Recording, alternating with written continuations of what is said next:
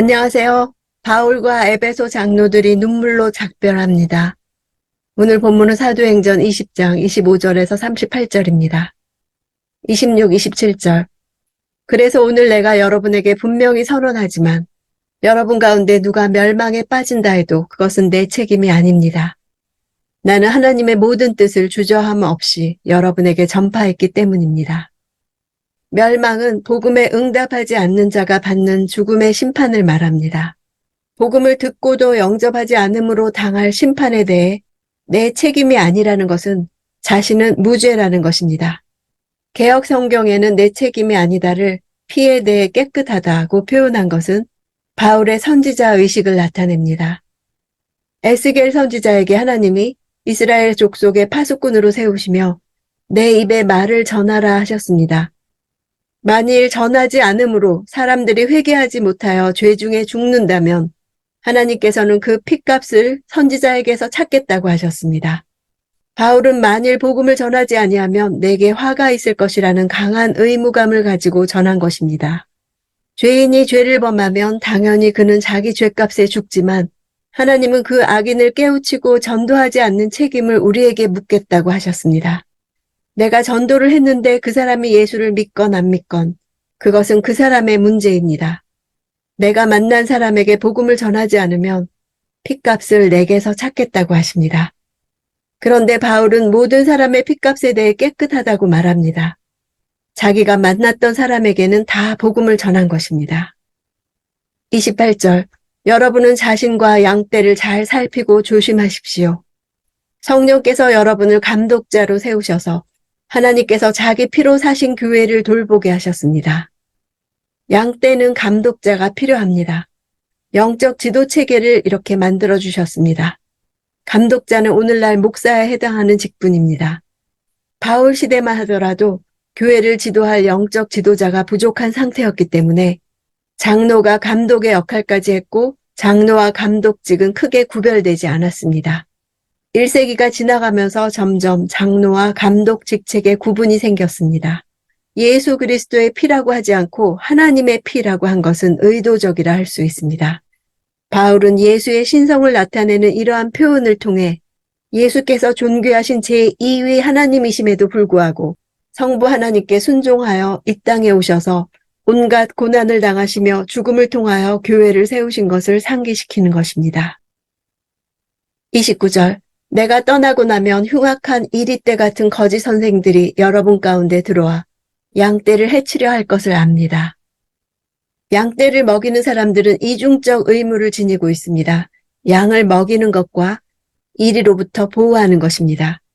거짓 선생들은 당시 이방인의 개종을 방해하는 할례와 같은 율법 준수를 강요한 유대주의나 혹은 헬라 철학을 성경의 가르침과 교묘하게 결합시킨 영지주의 형태로 그리스도인들을 노략하려 한 자들을 말합니다.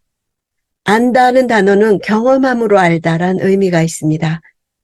거짓 선생들은 바울이 떠나고 나면 들어올 것입니다.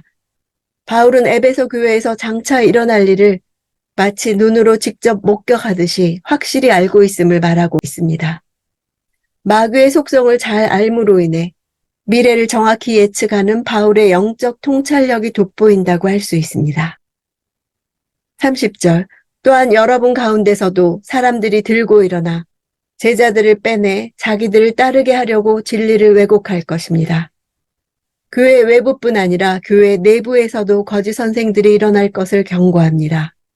바울의 염려와 같이 에베소 교회에서는 니골라당이 일어나 영지주의를 퍼뜨렸고 몇몇 사람들이 이들에 의해 영향받았었습니다. 그러나 요한계시록 2장의 내용으로 알 수 있는 것은 에베소 교회가 바울의 이 권고를 잘 기억해서 니골라당의 실체를 드러낸 것을 알 수 있습니다. 31절.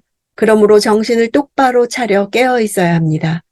내가 3년 내내 여러분 모두에게 밤낮 쉬지 않고 눈물로 훈계한 것을 잊지 마십시오. 바울은 자신의 사역의 정신과 태도의 본을 따를 것을 권면합니다.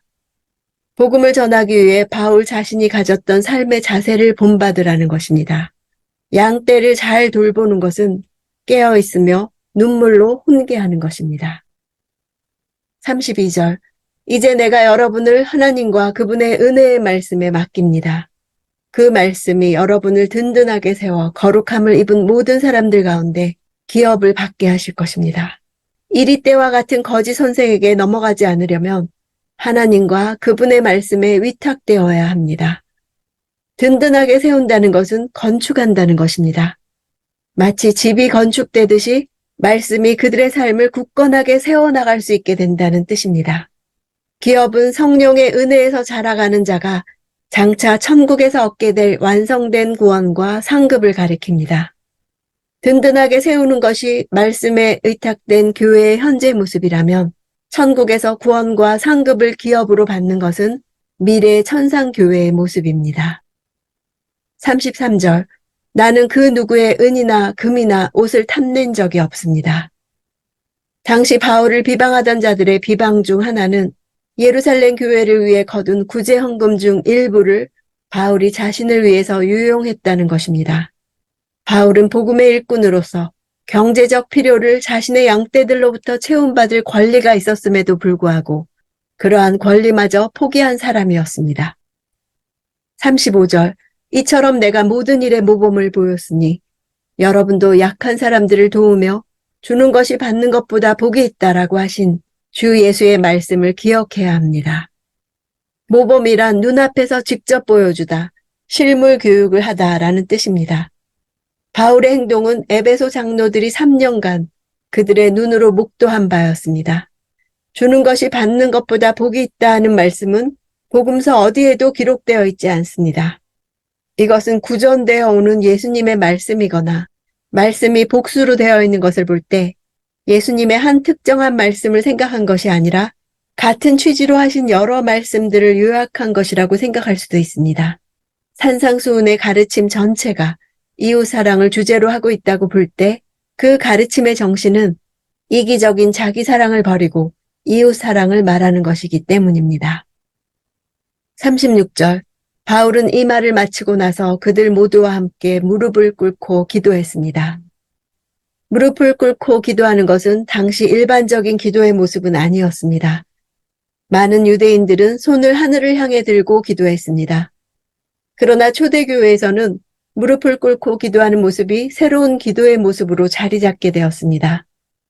예수님께서 겟세마네 동산에서 십자가 죽음을 앞에 놓고 무릎을 꿇고 기도하셨고 스데반이 순교할 때 마지막 기도를 무릎을 꿇고 했으며 베드로가 죽은 다비다를 살릴 때 간절히 무릎을 꿇고 기도했습니다.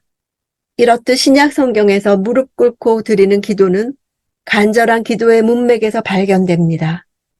그러므로 여기서 바울이 무릎을 꿇고 기도했다는 것은 앞으로 당할 교회의 어려움들의 무게를 생각하고 그들과 맺은 사랑의 끈을 놓으려 할 때 간절한 기도로 하나님께 아뢰었다는 것을 말해줍니다. 37, 38절 그러자 그들은 모두 소리내어 울면서 바울을 껴안고 입을 맞추었습니다. 다시는 그의 얼굴을 보지 못할 것이라는 말 때문에 그들은 더욱 슬퍼하며 바울을 배타는 곳까지 전송했습니다. 울다는 단어는 죽은 사람을 위해 애곡할 때 사용하는 매우 큰 슬픔을 표현하는 단어입니다.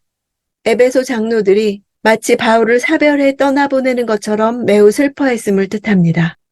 다시는 그의 얼굴을 보지 못할 것이라는 바울의 유언과도 같은 말로 인해 더욱 슬퍼했습니다. 바울은 에베소 교회를 떠나면서 그들을 어떤 사람에게 맡기지 않고 살아계신 하나님과 은혜의 말씀에 맡겼습니다. 여기에 바울의 믿음과 담대함이 있습니다. 하나님이 어떤 분이신지 알았고 그분이 하신 말씀을 신뢰할 수 있었기 때문입니다. 우리는 모든 염려를 주께 맡기고 말씀을 믿음으로 나갈 수 있습니까? 자녀를 하나님과 말씀에 맡길 수 있습니까? 맡길 수 없다면 하나님을 신뢰할 수 없는 것입니다. 말씀하신 분을 알면 그 말씀이 이루어질 것이 믿어집니다. 하나님과 말씀에 자기 인생을 맡긴 사람은 속이는 자 같으나 참되고 무명한 자 같으나 유명한 자요. 죽은 자 같으나 살아있고 근심하는 자 같으나 항상 기뻐하고 가난한 자 같으나 많은 사람을 부요하게 하고 아무것도 없는 자 같으나 모든 것을 가진 자로 살 것입니다. 오늘 내가 묵상하는 말씀이 나를 이렇게 건축해 가실 것을 믿습니다. 그것이 나의 기업입니다.